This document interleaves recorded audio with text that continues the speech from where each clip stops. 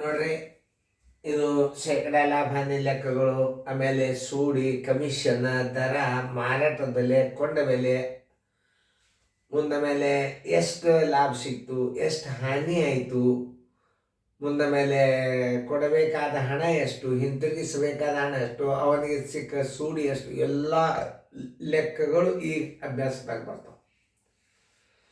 ಮತ್ತು ಇನ್ನೊಂದು, ನೀವು ಸೀರಿಯಲ್ದಾಗ ಆಲ್ರೆಡಿ ಈಗ CBSE ಸೀರಿಯಲ್ ಅಂತ ತಿಳ್ಕೊಂಡು 400 ಹಿಂದೆಲ್ಲ ಗಣಿತಗಳು ಹಾಕಿದ್ನ ಈಗ ರಿಪೀಟ್ ಆಗ್ತದೆ. ಇನ್ನೊಂದ್ಸಲ ನಾನೇ ಪ್ರಯತ್ನ ಮಾಡಿ ಗಣಿತಗಳನ್ನು ಇನ್ನೊಂದು ಸ್ವಲ್ಪ ಹಾಕ್ತದೆ. ನಾವು 1 2 3 2 3 ಹಾಕ್ತಿರ್ತದೆ ನೋಡ್ರಿ. ಆಮೇಲೆ ಈ ಈ ಜೋಶಿ ಯೂಟ್ಯೂಬ್ ಕೋಚಿಂಗ್ ಕ್ಲಾಸ್ ಏನದಪ್ಪ ಆಗ್ತಂದ್ರೆ, ನೀವು ಮನೆಯೊಳಗೆ ಹುಡುಗರು ತಯಾರು ಮಾಡ್ಕೋಬೋದು. ಆಮೇಲೆ ಇದು ಹೆಂಗಂದ್ರೆ ಲರ್ನ್ ಆ್ಯಂಡ್ ಟೀಚ್, ಕಲೀರಿ ಕಲಿಸ್ರಿ. ಇಂದಿಲ್ಲ ನಾಳೆ ಇದು ಉಪಯೋಗ ಆಗೇ ಆಗ್ತದೆ. ಯಾಕಂದ್ರೆ ಇಂಗ್ಲೀಷ್ ಮೀಡಿಯಮ್ದಾಗ ಇದನ್ನು ನೀವು ಪರ್ಫೆಕ್ಟ್ ಕಲ್ತರಿ ಅಂತಂದರೆ ಇಂಗ್ಲೀಷ್ ಮೀಡಿಯಮ್ದಂದು ಅಭ್ಯಾಸ ನೀವು ಹೇಳ್ಬೋದು. ಇಂಗ್ಲೀಷ್ ಟು ಇಂಗ್ಲೀಷನ್ನೇ ಹೇಳಬೇಕದು ಅಭ್ಯಾಸ. ಇಂಗ್ಲೀಷ್ ಮೀಡಿಯಮ್ ಅಂದ್ರೆ ಅರ್ಧ ಕನ್ನಡ ಉಪಯೋಗ ಮಾಡೋದು, ಅರ್ಧ ಇಂಗ್ಲೀಷ್ ಉಪಯೋಗ ಮಾಡಿ ಹೇಳಿದ್ರೆ ಅದು ಚಂದಲ್ಲ. ಅದಕ್ಕೆ ಶುದ್ಧವಾಗಿ ಕನ್ನಡ ಮೀಡಿಯಮ್ದಾಗ ಹೇಳಿಕತ್ತದು. ಶಾಣ್ಯರು ಇದನ್ನು ಟ್ರಾನ್ಸ್ಲೇಟ್ ಮಾಡ್ಕೊಂಡು ಇಂಗ್ಲೀಷ್ ಮೀಡಿಯಮ್ದಾಗ ಹೇಳ್ಬೋದು. ಇರಲಿ, ಈಗ ಎಲ್ಲರೂ ನೀವು ಮಾಡಿರಿ ಅಂತ ತಿಳ್ಕೊಂಡು ಮಾಡೋದಿತ್ತಂದ್ರೆ ಮಾಡ್ರಿ. ಮಾಡೋದಾದಿಂದ ನಾನು ನಿಮಗೆ ತಿಳಿಸ್ತಾನೆ, ಎಲ್ಲರೂ ಲಕ್ಷ ಕೊಟ್ಟು ನೋಡ್ರಿ. ಒಂದು ಮನೆಯ ಬಾಡಿಗೆ 1200 ರೂಪಾಯಿ ಇರುವುದನ್ನು ಶೇಕಡ 20 ಹೆಚ್ಚಿಸಿದರೆ ಹೆಚ್ಚಳವಾದ ಹಣ ಎಷ್ಟು ಅಂತ ಕೇಳ್ತಾನು. ಅಂದರೆ ಈಗ ಕೊಡಬೇಕಾದ ಬಾಡಿಗೆ ಎಷ್ಟು ಬೇರೆ, ಹೆಚ್ಚಳವಾದ ಹಣ ಬೇರೆ. ಅಂದ್ರೆ ಅವ ಮೊದಲು ಎಷ್ಟು ಕೊಡ್ತಿದ್ದ, ಈಗ ಎಷ್ಟು ಕೊಡಬೇಕಾತು, ಅವ ಬಾಡಿಗೆ ಎಷ್ಟು ಕೊಡಬೇಕಾತು, ಶೇಕಡ 20 ಹೆಚ್ಚಾಗ್ಯದ ಅಂದ್ರೆ ಎಷ್ಟು ಬಾಡಿಗೆ ಕೊಡ್ತಾರಲ್ಲ, ಆ ಬಾಡಿಗೆ ಒಳಗೆ ನೀವು ಹಿಂದಿನ ಮನೆ ಬಾಡಿಗೆ ಕಳೆದ್ರೆ ಏನು ಬರ್ತದೆ, ಕೊಡುವ ಬಾಡಿಗೆ ಒಳಗೆ ಹಿಂದಿನ ಬಾಡಿಗೆ ಕಳೆದ್ರೆ ಹೆಚ್ಚಳವಾದ ಹಣ ಬರ್ತದೆ. ಡೈರೆಕ್ಟ್ ನೀವು ಶೇಕಡ ಪ್ರಮಾಣ ಹಚ್ಕೊಂಡ್ರಿ ಅಂತಂದ್ರೆ ಹೆಚ್ಚಳವಾದ ಹಣ ಬರ್ತದೆ. ಹೆಚ್ಚಳವಾದ ಹಣ ಬರಬೇಕಾಗಿತ್ತು ಅಂದ್ರೆ ನಾವು ಹೆಂಗೆ ಹಚ್ಕೋಬೇಕಂದ್ರೆ, 100 ಮನೆ ಬಾಡಿಗೆ ಇದ್ದಾಗ 20 ಹೆಚ್ಚಳ, 1200 ರೂಪಾಯಿ ಬಾಡಿಗೆ ಇದ್ದಾಗ ಎಷ್ಟು ಹೆಚ್ಚಳ, 20 ಹಚ್ಚಿದ್ರೆ ಏನು ಹೆಚ್ಚಿಗೆ ಕೊಡಬೇಕಾದ ಹಣ ಸಿಗ್ತದೆ. ಅದನ್ನೇ ನೀವು ಕೊಡಬೇಕಾದ ಬಾಡಿಗೆ 100 20 ಕೂಡಿಸಿದ್ರೆ ಎಷ್ಟಾಗ್ತದೆ, 120 ಆಗ್ತದೆ. 100 ಮನೆ ಬಾಡಿಗೆ ಇದ್ದಾಗ 120 ಬಾಡಿಗೆ ಕೊಡಬೇಕಾಗ್ತದೆ. 1200ಕ್ಕೆ ಎಷ್ಟು ಕೊಡಬೇಕಾಗ್ತದೆ. ಅವನು ತಿಂಗಳ ಕೊನೆಗೆ ಕೊಡಬೇಕಾದ ಬಾಡಿಗೆ ಎಷ್ಟು ಅಂತಂದು ಕೇಳಿದ್ರೆ 120 ಹಚ್ಚಾರೆ. ಪ್ರಶ್ನೆಯನ್ನು ಸರಿಯಾಗಿ ಅರ್ಥ ಮಾಡ್ಕೋಬೇಕು ನೀವು. 20 ಯಾವಾಗ ಹಚ್ಚಬೇಕು, 100 20 ಯಾವಾಗ ಕೂಡಿಸ್ಬೇಕು. ಅವನು ತಿಂಗಳ ಕೊನೆಗೆ ಕೊಡಬೇಕಾದ ಬಾಡಿಗೆ ಎಷ್ಟಂದ್ರೆ 120 ಕೂಡಿಸ್ರಿ. ಎಷ್ಟು ಹೆಚ್ಚು ಆಯಿತು ಅಂತಂದಾಗ 100ಕ್ಕೆ 20 ಹೆಚ್ಚಾಯ್ತು, 1200ಕ್ಕೆ ಎಷ್ಟು ಹೆಚ್ಚಾಯ್ತು, ಹೆಚ್ಚಳವಾದ ಹಣ ಬಂದುಬಿಡ್ತದೆ. ಇದಂತೂ ಮುಗೀತು. ನಿಮಗೆ ತಿಳಿದಂತ ತಿಳ್ಕೊಳ್ಳೋದು ಇಲ್ಲಿದು.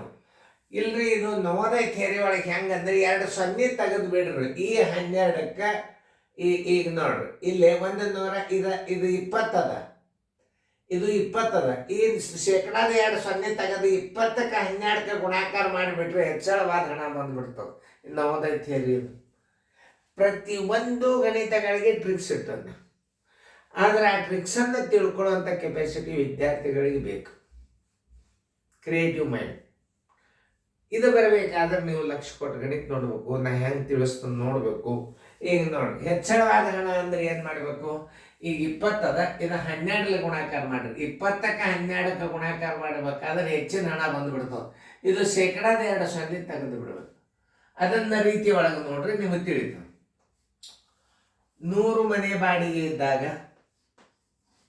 100 ಮನೆ ಬಾಡಿಗೆಗೆ 20 ಹೆಚ್ಚಳ, ಶೇಕಡ 20 ಅಂದ್ರೆ ಎಷ್ಟು, 20 ಹೆಚ್ಚಳ ಅಂತ ಮಾಡ್ಕೊಂಡು. ಹೆಚ್ಚಳ ಅಂತ ಕೇಳ್ಯಾರ ಅವರು. ಮನೆ ಬಾಡಿಗೆ ಕೇಳಿದ್ರಂದ್ರೆ 120 ಹಚ್ಚ್ರಿ. 1200 ಮನೆ ಬಾಡಿಗೆ ಇದ್ದಾಗ 1200 ಮನೆ ಬಾಡಿಗೆ ಇದ್ದಾಗ ಎಷ್ಟಿರ್ತದೆ, 1200 ಗುಂಡೆ 20 ಸರ್ವಾಸ ಬಾಗಿಲೆ 100. ನಿಮಗೆ ಏನು ಹೇಳಿದ್ದ ನಾನು, ಈ ಟ್ರಿಕ್ಸ್ ನೋಡ್ರಿ. ಈಗ ಈ 1200 2 0 ತೆಗೀರಿ ಅಂತ ಹೇಳಿದ್ರೆ ಈ 100 2 0 ತೆಗೀರಿ. 12 24 240 ರೂಪಾಯಿ ಆಯ್ತು. ಉತ್ತರ ಸಂಖ್ಯೆ ಬಿ. ಇಂಥ ಈಸಿ ಗಣಿತಗಳನ್ನ ನೀವು ಕಲ್ತಾರೆ ಅಂದ್ರೆ ಮುಂದೆ ಭಾಳ ಅಂದ್ರೆ ನಿಮಗೆ ಒಂದು ಸ್ವಲ್ಪ ವಿಚಾರ ಮಾಡೋ ಲೆಕ್ಕಗಳು ಮುಂದೆ ಬರ್ತಾವ ಅಥವಾ ಅಂದ್ರೆ ನಾನು ಒಂದು 250 ಗಣಿತಗಳನ್ನು ಭಾರಿ ಟಫ್ ವಿಡಿಯೋ ಮಾಡಿ ನಾ ಹಾಕ್ತೀನಿ. ನನಗೆ ಟೈಮ್ ಬೇಕು. ಮತ್ತು ನಾ ಏನಾರು ಕೋಚಿಂಗ್ ನಡ್ಸಂಗಿನ್ನ ಗಣಿತಗಳು ಸ್ವಲ್ಪ ಒಳಗೊಂದೊಂದು ಬೇರೆ ಸರ್ಗಳು ಆಗ್ತದ್ರಿ. ಈಗ ನಾನೇ ಎಲ್ಲ ಹೇಳಿಕತ್ತಾನೆ, ಎಲ್ಲ ಗಣಿತಗಳು ನಾನು ಪರ್ಫೆಕ್ಟ್ ಆಗಿಬಿಟ್ಟಾವೆ. ನಾ ಮನ್ಯಾಗ ಅಭ್ಯಾಸ ಮಾಡ್ತಿರ್ತೇನೆ ನಾನು. ನೀವು ಹಂಗೆ ಮಾಡ್ರಿ, ಹುಡುಗರು ತಯಾರು ಮಾಡ್ರಿ. ನೋಡ್ರಿ ಏನು ಹೇಳ್ಯಾರ ಅವರು, ಅದೇ ಮಾದರಿ ನಾನು ಮುಂದೆ ಕೊಟ್ಟು ನೀವು ಮಾಡ್ಬೇಕು. ನಾ ತಿಳಿಸೋದಿಲ್ಲ. ಈಗ ನೀವು ಇದನ್ನು ಲಕ್ಷ ಕೊಟ್ಟು ನೋಡಿದ್ದೀರಿ ಅಂತಂದ್ರೆ ಅದನ್ನು ನೀವು ಮಾಡಿರ್ತೇವೆ. ಯಾಕಂದ್ರೆ ಪೇರೆಂಟ್ಸು ಸರು ಏನಂತಾರ, ಒಂದು ಸರ್ ಹಾಕ್ಯಾರ ಇನ್ನೊಂದು ಮಾದರಿ ಹಾಕಿದ್ರೆ ಬೆಸ್ಟ್ ಆಗ್ತಿತ್ತು, ನಮ್ಮ ಹುಡುಗ ತಿಳ್ಕೊಂಡಾನೋ ಇಲ್ಲೋ ಮಾಡ್ತಾನೋ ಇಲ್ಲೋ, ಸರ್ ಒಂದು ಸ್ವಲ್ಪ ತಲೆ ಓಡಿಸುವ ಹಾಕಿ ಅದಕ್ಕೆ ಹಿಂಗೆ ಅಂತಾರಂತ ಹಾಕಿದ್ ನಾನು. ನೀವು ಸರಿಯಾಗಿ ಹುಡುಗರು ತಿಳ್ಕೊಂಡಿದ್ದೀರಿ ಅಂದ್ರೆ ಮಾಡಿ ತೋರಿಸ್ತೀರಿ, ಇಲ್ಲ ಅಂದ್ರೆ ಮತ್ತೆ ರಿಪೀಟ್ ಮತ್ತೆ ರಿವಿಷನ್ ಮಾಡಿರಿ. ತಿಳಿತಲ್ಲ, ಚೆನ್ನಾಗಿ ಬಿಡಿಸ್ರಿ. ನೋಡ್ರಿ ಮಾಡ್ಯಾರ ಇಲ್ಲೋ ಚೆಕ್ ಮಾಡ್ರಿ. ಆದಿಂದ ವಿಡಿಯೋ ಆನ್ ಮಾಡಿ. ಮಾಡೋದಾಯ್ತಲ್ಲ, ಮಾಡೋದು ಆದಿಂದ ವಿಡಿಯೋ ಆನ್ ಮಾಡಬೇಕು. ನಾ ಬಂದು ತಿಳಿಸ್ತೀನಿ. ಓಕೆ ನೋಡ್ರಿ ಎಲ್ಲರೂ ಬೋರ್ಡ್ ಕಡೆ. ಒಂದು ಮನೆಯ ಬಾಡಿಗೆ 1500 ಇರುವುದನ್ನು 15% ಹೆಚ್ಚಿಸಿದರೆ ಹೆಚ್ಚಳವಾದ ಹಣ ಎಷ್ಟು? 100ಕ್ಕೆ 15, 1500ಕ್ಕೆ ಎಷ್ಟಾಗ್ತದೆ? ಆ 2 ಸೊನ್ನೆ ತೆಗೆದು 15 ಗುಣಾಕಾರ ಮಾಡಿಬಿಡ್ರಿ, 225 ರೂಪಾಯಿ ಆಯ್ತು. ಬಾಯಲ್ಲೇನೆ ಗಣಿತಗಳು ಇವೆಲ್ಲ ಹೆಂಗೆ ಬಂದು ನಾಶಾಣೆ ಅಲ್ಲಪ್ಪ. ನಿಮಗೆ ಕಲಿಸಿ ಕಾಲೇಜ್ನಾಗ ನೋಡಿ ಲೆಕ್ಚರರ್ಗಳು ಹೆಂಗೆ ಪಾಠ ಮಾಡ್ತಿರ್ತಾರೆ, ಕೈಯ ಬುಕ್ಕೇ ಇರಂಗಿಲ್ಲ. ಯಾಕಂದ್ರೆ ವಿದ್ಯಾರ್ಥಿಗಳು ಕಲಿಸಿ ಅವ್ರಿಗೆ ಏನಾಗಿಬಿಟ್ಟಿರ್ತದೆ, ಬುಕ್ಕನೇ ತರ್ತಿದ್ದಿಲ್ಲ. ನಮಗೆ ಕಲ್ಸಾಕ ಸರ್ಗಳು ನಾವು ಬುಕ್ಕನೇ ತರೋದು ನೋಡಿದ್ದೆಲ್ಲ. ಅಷ್ಟು ಓದ್ಕೊಂಡು ಬರ್ತಿದ್ರು. ನಾಳೆ ಏನು ಹೇಳೋದದ ಎಲ್ಲ ಓದ್ಕೊಂಡು ರೆಡಿಯಾಗಿ ಸುಮ್ಮನೆ ಖಾಲಿಯಲ್ಲಿ ಬರ್ತಿದ್ರು. ಒಂದು ಚಾಕ್ ಒಂದು ಇಟ್ಕೊಂಡು ಕಿಶನ್. ಏನು ಶಿಕ್ಷಣ ಪದ್ಧತಿ ಅವ, ಒಂದು ಬುಕ್ ಇಲ್ಲ, ಒಂದು ನೋಟ್ಸ್ ಇಲ್ಲ, ಹಾಗೆ ನೋಡಿದ್ದು. ನನ್ನ ಕೈ ಏನು ತಲೆ ನೋಡಿ. ಒಂದು ಮನೆಯ ಬಾಡಿಗೆ 1500 ಇರುವುದನ್ನು 15% ಹೆಚ್ಚಿಸಿದರೆ ಹೆಚ್ಚಳವಾದ ಹಣ ಎಷ್ಟು ಅಂತ ಕೇಳ್ತಾರೆ. ರೀತಿ ಪ್ರಕಾರ 100 ಮನೆ ಬಾಡಿಗೆ ಇದ್ದಾಗ 100 ಮನೆ ಬಾಡಿಗೆಗೆ 15 ಹೆಚ್ಚಳ.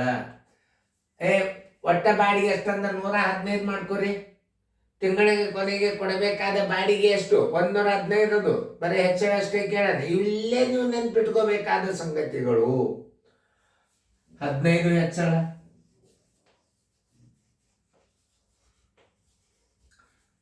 1500 ಮನೆಯ ಬಾಡಿಗೆಗೆ ಎಷ್ಟು ಹೆಚ್ಚಳ? ಮುಂದೆ ಭಿನ್ನ ರಾಶಿ ಒಳಗೂ ಬರ್ತಿರ್ತಾವ ಇವು.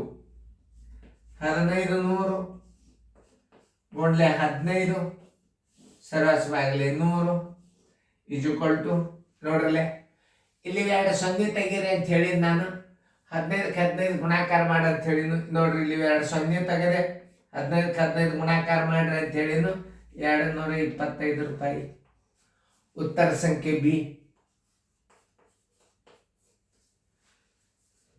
ಬರೀ ಇದನ್ನ ಏನು ಹೇಳಾರ್ದರೆ ನಿಮಗೆ 2 ಸೊನ್ನೆ ತೆಗೆದು 15ಕ್ಕೆ ಗುಣಾಕಾರ ಮಾಡಿ ಹಾಕಿಬಿಡ್ರಿ, ಮುಗೀತು. ಇಷ್ಟು ಹೇಳಿಬಿಟ್ರೆ ನಿಮ್ಗೆ ಗಣಿತ ತಿಳಿದಿಲ್ಲ. ಇದನ್ನು ತಿಳಿಸುವೆ. ಇದು ಮಾಡ್ತಾರ, ಇದು ಮರೆಯೋದಿಲ್ಲ. ಇದು ನೆನ್ಪಿಟ್ಬೋದು. ಇದು ಮಡ್ಯಾಗಿನ ಬೆಳೆ ಇದ್ದಾಗ ಇದು ಹಗಲೆಲ್ಲ ಮಳೆ ಬೇಕು ಇದಕ್ಕೆ. ಇದು ಹಿಂಗಿಲ್ಲ, ಒಳಸಾಲ ಭೂಮಿ ಇದು. ಒಮ್ಮೆ ಮಳೆ ಆತಂದ್ರೆ ಕಲಾಸ. ಇದು ನೋಡಿ, ಇದು ನದಿ ದಂಡೆಯ ಭೂಮಿ. ಇದು ಮಡ್ಯಾಗಿನ ಭೂಮಿ. ಇದು ಹಗಲೆಲ್ಲ ಮಳೆ ಬೇಕು ಅದಕ್ಕೆ. ಅಂದ್ರೆ ಹಗಲೆಲ್ಲ ಇದನ್ನ ನೆನ್ಪಿಟ್ಕೋಬೇಕು ನೀವು. ಇದು ಹಿಂಗಿಲ್ಲ, ಒಮ್ಮೆ ರೀತಿ ಗುರ್ತಾತಂದ್ರೆ ಮುಗಿದು ಪರ್ಫೆಕ್ಟ್. ಇದು ಇದರ ಮೇಲೆ ನೀವೇ ಟ್ರಿಕ್ಸ್ ಕಂಡು ಹಿಡಿಬಹುದು. ಇದನ್ನ ತಿಳ್ಕೊರಿ ಮೊದಲು. ಇದನ್ನ ಟ್ರಿಕ್ಸ್ ನೀವು ಇದರ ಮೇಲೆ ಕಂಡು ಹಿಡಿಬಹುದು. ಆದ್ರೆ ಇದರ ಮೇಲೆ ಈ ಲೆಕ್ಕ ಕಂಡು ಹಿಡಿಲಿಕ್ಕೆ ಆಗಲ್ಲ. ನೋಡ್ರಿ, ಸರಿಯಾಗಿ ತಿಳ್ಕೊಬೇಕು ನೀವು.